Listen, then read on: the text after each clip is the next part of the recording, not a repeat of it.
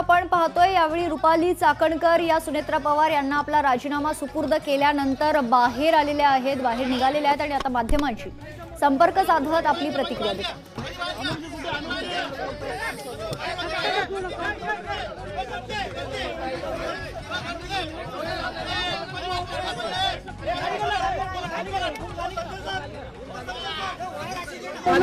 तुम्ही त्या बाजूला जावा म्हणजे तिथे गडबड खाली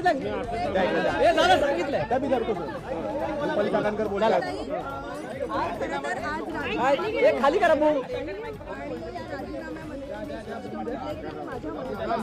खाली करा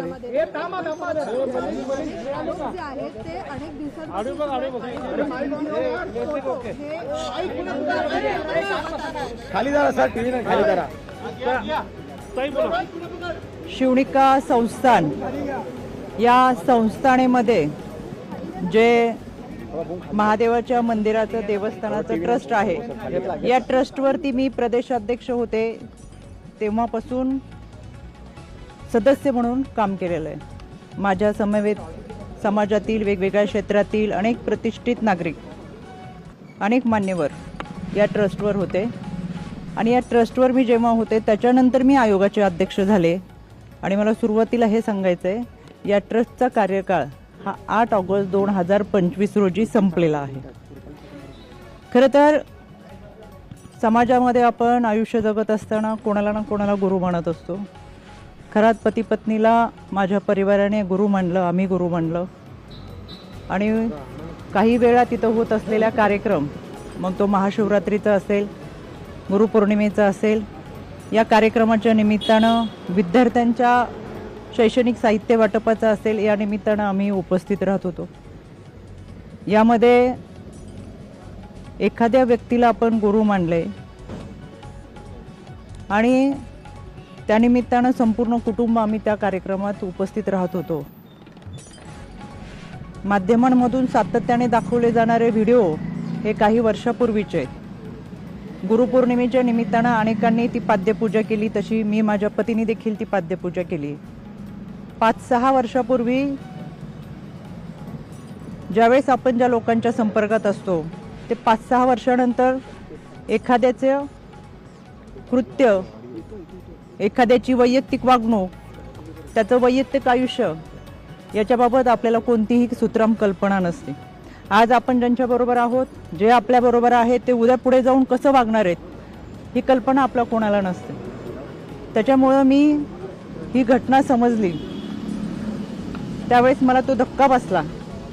मी लगेच ते ट्विट देखील केले सुरुवातीला की या देवस्थान ट्रस्टशी माझ्या कुटुंबाचा संबंध आहे, पण खरात आणि त्याच्या वैयक्तिक आयुष्याबद्दल काही माहिती असायचं कारण नव्हतं। यामध्ये पोलिसांनी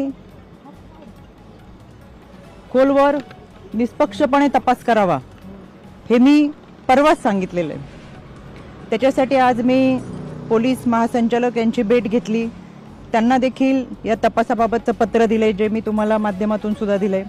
त्यानंतर मी राज्याचे मुख्यमंत्री आदरणीय देवेंद्रजी फडणवीस साहेब यांची भेट घेतली, त्यांनाही ते पत्र दिले, ते मी तुम्हाला माध्यमातून दिलेले।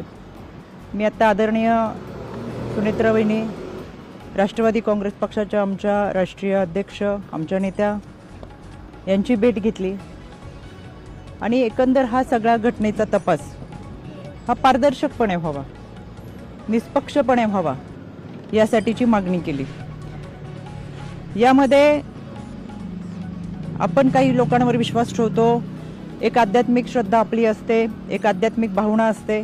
माझं संपूर्ण कुटुंब हे वारकरी कुटुंब आहे, त्याच्यामुळे आमची जी श्रद्धा होती ती आध्यात्मिक दृष्टिकोनातून होती आणि म्हणून आम्ही कुटुंब ह्या देवस्थानशी जोडलं होतं। पण त्याची दुसरी जी बाजू आहे ती कधी आमच्यासमोर आली नाही, काही माहीत असायचं कारण नाही। वर्षातल्या काही कार्यक्रमांना उपस्थित राहत असताना काही कालावधीसाठी आम्ही तिथं असायचो। त्याच्यामुळे जे काही घडले ते अत्यंत चुकीचे, अतिशय घाणेरडं कृत्य आहे, त्याचं कुठेही आम्ही समर्थन करणार नाही। पोलिसांनी त्याचा सखोल तपास करावा, आरोपीवर कठोर कारवाई करावी ही मागणी आम्ही महासंचालक असेल, आदरणीय वहिनी असतील, आदरणीय देवेंद्रजी फडणवीस असतील यांच्याकडे केलेली आहे। यामध्ये दोन गोष्टी मला प्रकर्षाने सांगायच्या आहेत. काल कोणी एक पत्रकार खबरदार पुढारी खाली घ्या, थोडा बूम खाली घ्या. यांनी त्यांच्या वर्तमानपत्रात एक बातमी दिली होती 19/3/2025 ही बातमी आमच्या समुपदेशकांकडे आली. समुपदेशक त्या विभागामध्ये काम करतात, विभागीय समुपदेशक असतात. त्यांनी ही बातमी त्यानंतर समुपदेशकाने त्यांना हे पत्र पाठवलेले 8 तारखेला. आमच्या प्रकल्प अधिकाऱ्याने हे पत्र पाठवून त्या पत्रामध्ये स्पष्ट दिलंय की आपल्या पेपरमध्ये जी बातमी आली त्याच्यामध्ये बातमीमध्ये काही मोघम स्वरूपात छापलेली आहे, तर या प्रकरणामध्ये आपल्याकडे काही माहिती असेल तर सविस्तर आयोगाला कळवावी. दुसरं पत्र आहे पोलीस अधीक्षकांना की तुम्ही तुमच्याकडे जी काही माहिती असेल ती माहिती या अत्याचाराच्या संदर्भात असेल किंवा काही असेल तर आपण पोलीस स्तरावरती कारवाई करावी, भूमिका घ्यावी, जे काही असेल. त्यापूर्वी माझ्या ऑफिसमधून संबंधित पत्रकाराला फोन गेला होता की तुमच्याकडे अशी काही तक्रार असेल, अशी काही माहिती असेल तर तुम्ही पोलिसांकडे जाऊन तक्रार दाखल करा. यानंतर तिथं स्थानिक पोलिसांनी सांगितलं की कोणती माहिती नाही, कोणत्या महिलेची तक्रार नाही.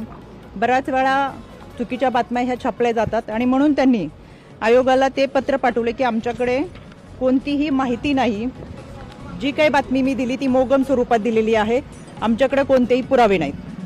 2 दिवसापासून ज्या चुकीच्या बातम्या चाललेत त्याचा मी तीव्र निषेध करते. दुसरी गोष्ट, माझ्याकडे 5 तारखेला एका मुलीचा मेल आला. याच्यावरती नाव दिसेल म्हणून मी फक्त तुम्हाला लांबून हे दाखवते. या संबंधित मेलमध्ये त्या मुलीने खरातच्या ऑफिसमध्ये पूर्वी काम करणाऱ्या एका माणसाच्या संदर्भात तक्रार होती. खरातचा यामध्ये कुठेही उल्लेख नव्हता. तातडीने त्याच दिवशी आमचं पत्र हे पोलिसांना गेलेलं आहे. मी स्वतः ॲडिशनल DG यांना ते पाठवलं आणि पोलिसांना आम्ही ते पत्र पाठवून जे कोणी असेल त्याच्यावरती तपास करावा असं सांगितलं. त्याची हेअरिंगसुद्धा हे पोलिसांचं पत्र. या तपासाची हेअरिंग 17 तारखेला माझ्या आयोग कार्यालयात लागली. या हेअरिंगमध्ये आम्हाला पोलिसांनी स्वतः पत्र दिलंय की याच्यामध्ये आम्ही कारवाई करतोय.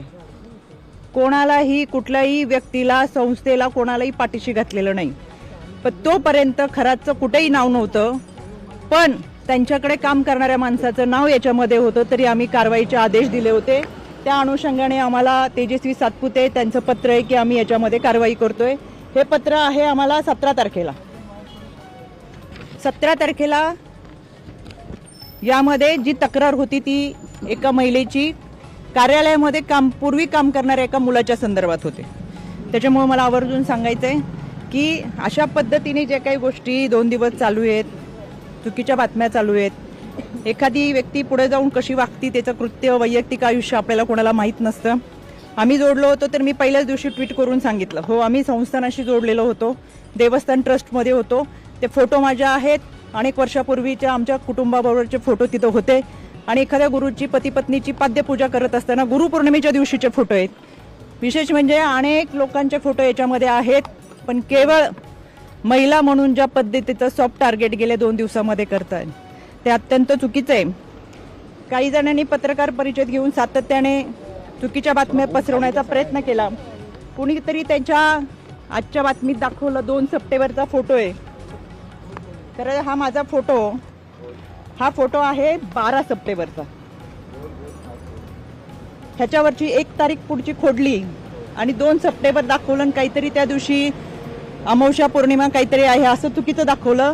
माझ्या आजही अकाउंटवर गेला तर हे फोटो असे आहेत, ते 2 सप्टेंबरचे नाहीत, ते 12 सप्टेंबरचे. दुसरी गोष्ट, 2 सप्टेंबरला आदरणीय अजितदादांच्या दौऱ्यात आम्ही होतो. हा माझा 2 सप्टेंबरचा फोटो आहे. 2 सप्टेंबरला हा फोटो झाल्यानंतर कुठेही माझ्या हाताला जखम नाही. हा 3 सप्टेंबर 4 सप्टेंबरचा फोटो आहे. माझ्या या भागामध्ये अधिकाऱ्यांच्या समवेत रस्त्याची पाहणी, कुठेही हाताला जखम नाही. हा 4 सप्टेंबरचा आहे. आणि हा 5 सप्टेंबरचा फोटो आहे. कुठेही हाताला जखम नाही. कुठला दिवस होता, काय होता विधी तो माहीत नाही. आणि हा 6 सप्टेंबरचा आहे. कोणतीही हाताला जखम नाही. कायद्याच्या चौकटीतून ह्या सगळ्यांना आम्ही नोटिसा पाठवूच. चुकीच्या पद्धतीने बदनामी करणं, अश्लील टीका टिप्पणी करणं खोटे नॅरेटिव्ह सेट करणं, खोट्या बातम्या प्रसाद करणं, या सगळ्यांच्या बाबत कायद्याच्या चौकटीतून प्रक्रिया नक्की करेल. मी परत सांगते, यामध्ये जी व्यक्ती होती ती दोषी आहेच, त्याच्यावर कठोर कारवाई झालीच पाहिजे. आपल्याला कोणत्याही व्यक्तीच्या वैयक्तिक आयुष्याबद्दल काही माहिती असायचं कारण नाही, आणि आज आपण ज्यांच्याबरोबर आहेत ते पुढे जाऊन 4 वर्षांनी 5 वर्षांनी काय करणार आहेत हे याची कल्पना आपल्याला नसते.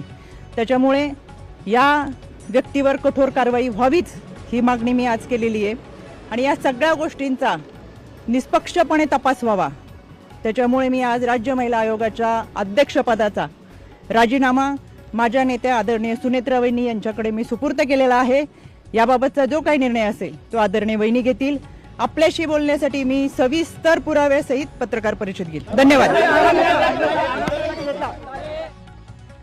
चाकणकरांनी राजीनामा दिल्यानंतर पहिल्यांदाच आपली प्रतिक्रिया दिलेली आहे. जे कोणी दोषी असतील त्यांच्यावर कठोर कारवाई झालीच पाहिजे. मात्र खरात याची ही दुसरी बाजू मला माहिती नव्हती असं स्पष्टीकरण चाकणकरांनी दिले. गुरुपौर्णिमेला पाद्यपूजा केली होती, मात्र त्यावेळेला खरातबद्दल काहीही माहिती नव्हती. 12 सप्टेंबरचा फोटो पण खोटी तारीख व्हायरल केली अशा शब्दात रुपाली चाकणकरांनी आपल्यावरील सर्व आरोप फेटाळलेले आहेत. खोटी तारीख दाखवून माझ्यावर आरोप केले गेलेत. माझ्या हाताला कुठेही जखम नव्हती असं स्पष्टीकरण देखील यावेळी रुपाली चाकणकरांनी दिलेलं आहे. Subscribe now and press the bell icon. Never miss an update.